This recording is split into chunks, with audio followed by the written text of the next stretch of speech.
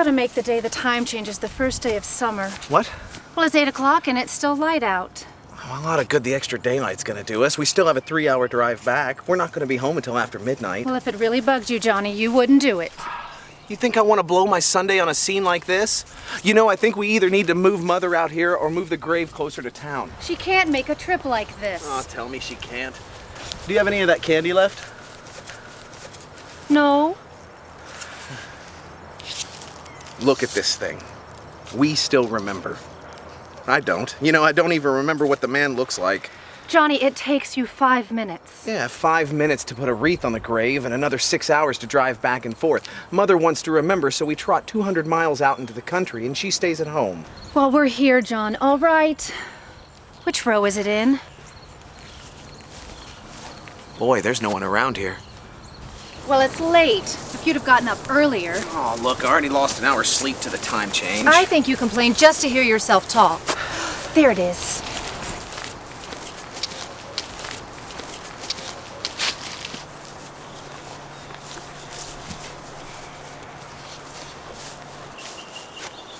I wonder what happened to the one from last year. Each year we come out here, we spend good money on these things, and the one from last year is gone. Well, the flowers die, Johnny. The caretaker or somebody gets rid of them. Aw, a little spit and polish, clean this thing up, sell it again next year. I wonder how many times we bought the same one. Hey, come on, Barb. Church was this morning, huh?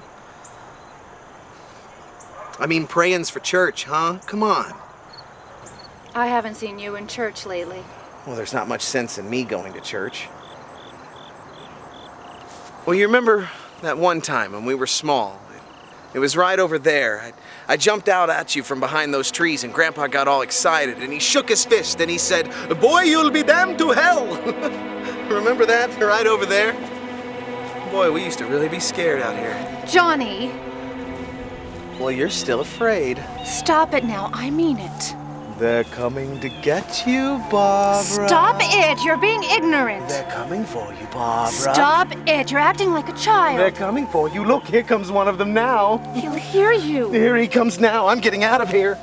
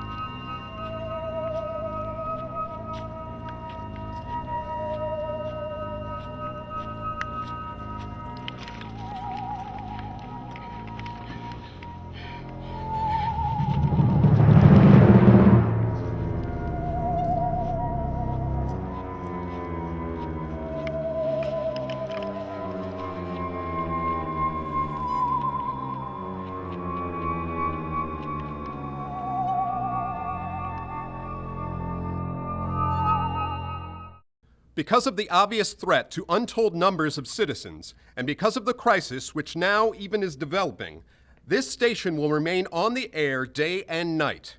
This station and hundreds of other radio and TV stations throughout this part of the country are pooling their resources through an emergency effort hookup to keep you informed of all developments. At this hour, we repeat, these are the facts as we know them. There's an epidemic of mass murder being committed by a virtual army of unidentified assassins. The murders are taking place in villages, cities, rural homes, and suburbs with no apparent motive or reason for the slayings. It seems to be a sudden, general explosion of mass homicide.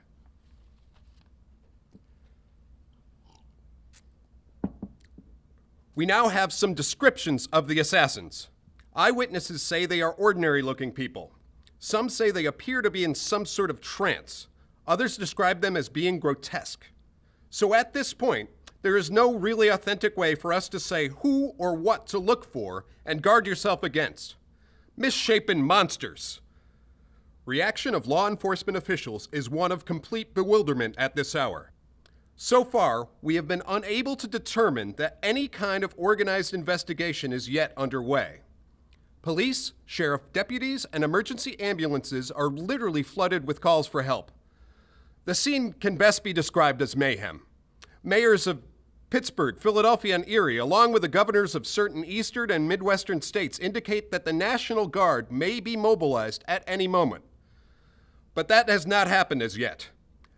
The only other information that reporters have been able to obtain from official resources is a warning for all citizens to stay in their homes, behind locked doors.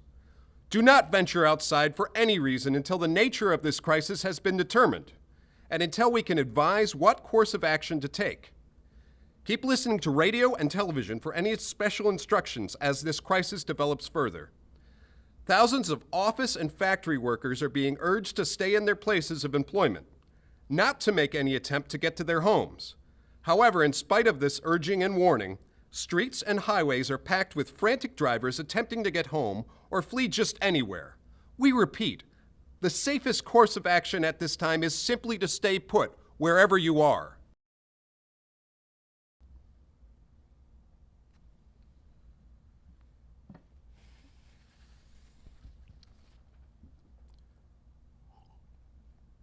Ladies and gentlemen, we have just received word that the President has called a meeting of his cabinet to deal with the sudden epidemic of murder, which has seized the eastern third of this nation. The meeting is scheduled to convene within the hour. Members of the presidential cabinet will be joined by officials of the FBI and the Joint Chiefs behind closed doors. White House spokesmen say there will be an official announcement as soon as possible following that meeting. This is the latest dispatch just received in our newsroom. The latest word also from National Press Services in Washington, D.C., now tells us that the Emergency Presidential Conference, which we just mentioned, will include high-ranking scientists from the National Aeronautics and Space Administration. All radio and television stations have joined their facilities in an emergency network to bring you this news as it develops. We urge you to stay tuned to radio and television and to stay indoors at all costs. Late reports reaching this newsroom tell us to advise citizens who are seeking shelter to report to local schools, churches, government buildings, and emergency facilities for refuge from the wholesale murders which are apparently engulfing the eastern third of this nation. If you are not indoors, for God's sakes, get off the street. If you're inside, lock your doors and windows tight.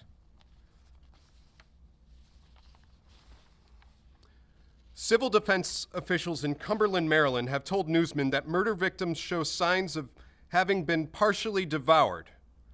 Consistent reports from the witnesses to the effect of people who acted as though they were in a kind of trance were killing and eating their victims prompted authorities to examine the bodies of some of the victims, who looked as though they'd been torn apart. Medical authorities in Cumberland have concluded that in all cases, the killers are eating the flesh of the people they murdered. Repeating this latest bulletin we just received moments ago from Cumberland, Maryland, civil defense authorities have told newsmen that murder victims show evidence of having been partially devoured by their murderers. Medical examinations of victims' body show conclusively that the killers are eating the flesh of the people they kill. And so this incredible story becomes more ghastly with each report. It's difficult to imagine such a thing is actually happening, but these and other reports that we've been receiving and passing on to you, reports which have been verified as completely as it is possible during this confused situation, confirm that it is happening. And it would appear that no one is safe from this wave of misery.